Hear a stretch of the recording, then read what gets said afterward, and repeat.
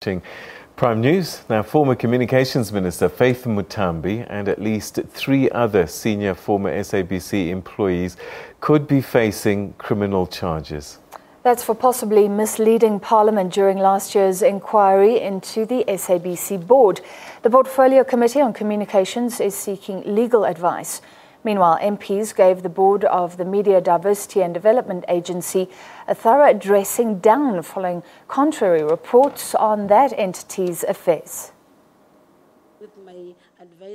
Testimony by Faith Muthambi before the ad hoc committee probing the SABC board. That testimony could now come back to haunt her. Parliament suspects she and former SABC board chairs Ben Gubane and Bulaeni Magube, as well as former company secretary Teresa Geldenhuys, may have misled the House. They could all be criminally charged. This report has now identified who those individuals are, which are Muthambi, Geldenhuys, Magube and Gubane, which now the action that is now required by Parliament is to lay criminal charges for violations of the Powers and Privileges Act. But the EFF and ANC urged a more cautious approach.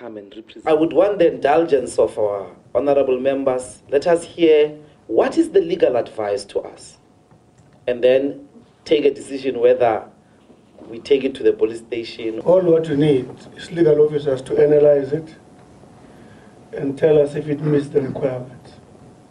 And if so meet the requirements, what is the lie? Meanwhile, a briefing by the board of the MDDA left MPs stunned. The board chairperson, Peli Sankomo, and her acting CEO, Donald Dipuko, gave the committee 2 different versions of the ailing state of the entity.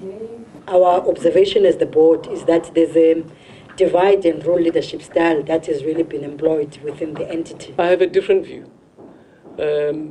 What I've seen is that the 3 members are actually instrumental in institutionalizing a culture of intimidation, that we have preferential treatment and interference in the day-to-day operations of the agency. The committee eventually rejected the report, with some MPs calling instead for an inquiry into the board's fitness to hold office. Lukhanyo Thalada, SABC News, Parliament. Meanwhile,